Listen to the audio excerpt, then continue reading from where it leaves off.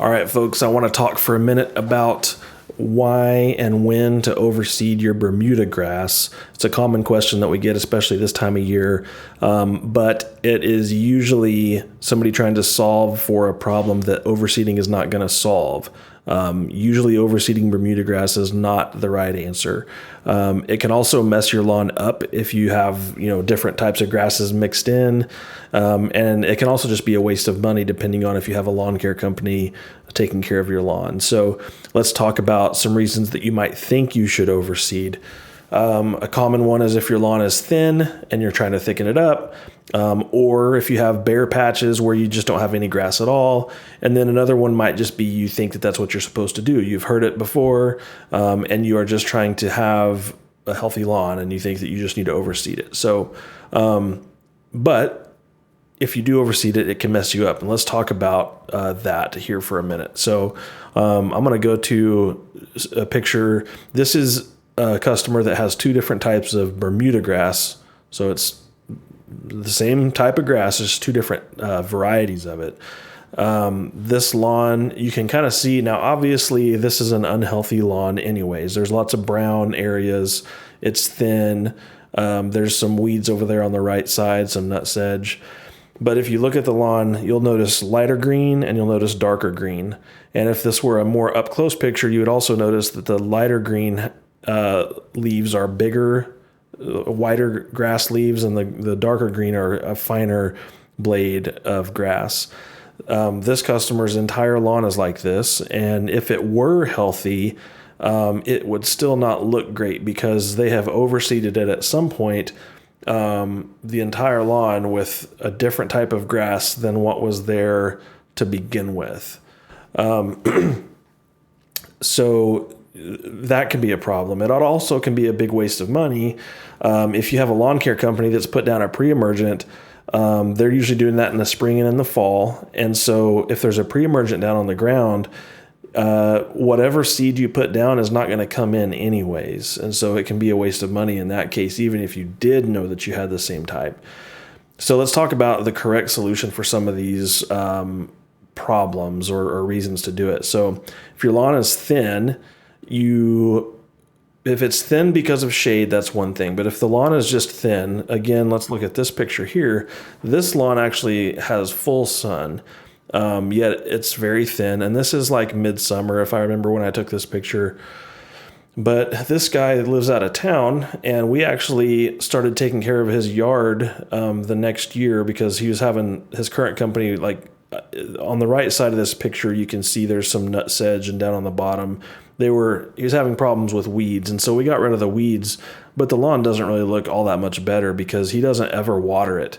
He's got good soil. He's got full sun. He's got Bermuda grass there, but he doesn't water the lawn. But Bermuda grass, if he were to start watering this lawn and mow it regularly, it would thicken itself up. All of those bare areas that you see would be filled in with grass. And the way that works, let's click over here. This video, you can kind of see, well, this thing is really zoomed in. Let's see if I can fix that real quick. Okay, so Bermuda grass has, well, I'll tell you what, let's do this. Let's click over here. Bermuda grass has stolons and rhizomes, which work to spread the grass out into the bare areas. This is a grass plant, and then this is going to be a runner that sends a shoot out to a new spot. So whenever you mow your lawn and you see the grass is trying to grow over onto the sidewalk or onto the driveway, and you have to run an edger along there to cut that off, that's what that is. It's the grass plant trying to spread itself out further. And it will thicken itself up. As long as you're fertilizing it, spraying it for weeds, mowing it regularly, and watering it, your Bermuda grass has no reason.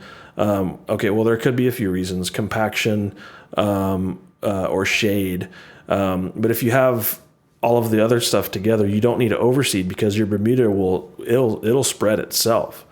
That's what these little runners are for. And so on this video, you can actually see these. This is Bermuda grass here. This is a plant. Look at all of these. Well, I guess you can't see my mouse. Right there in the middle of the screen is the Bermuda grass plant. And you can kind of see all those little lines that are running out from it. That's the grass trying to spread and thicken itself up into those areas that are bare. And so, that spot might be, where I took that picture might be somewhere like right in here. And so it's trying to spread over into all of these areas. Now, if you have a bare patch that's a really big bare patch, like maybe you used to have a swimming pool there or something like that. If you have a lot of sand in an area, that can cause the ground to become bare. You need to get the sand out of there, put some topsoil in, and then put some Bermuda grass sod down. If you have bare areas that are due to shade, then you would want to overseed, but you would want to wait to do it in the fall, and you want to make sure that you give your lawn company plenty of notice that you're going to overseed that area so that they don't spray it with a pre-emergent. And then for general maintenance, you just don't need to. So, so maybe you don't have a thin lawn, maybe you don't have bare spots. You just think that you're supposed to overseed. You just don't need to, not with Bermuda grass. Fescue is another story. If you have fescue grass, it is great to overseed once or twice a year, especially in the fall if you're going to do it once a year. So anyways, hope that answers some questions and dispels some myths around overseeding Bermuda grass. Let us know if you have any further questions, and we'd be happy to help.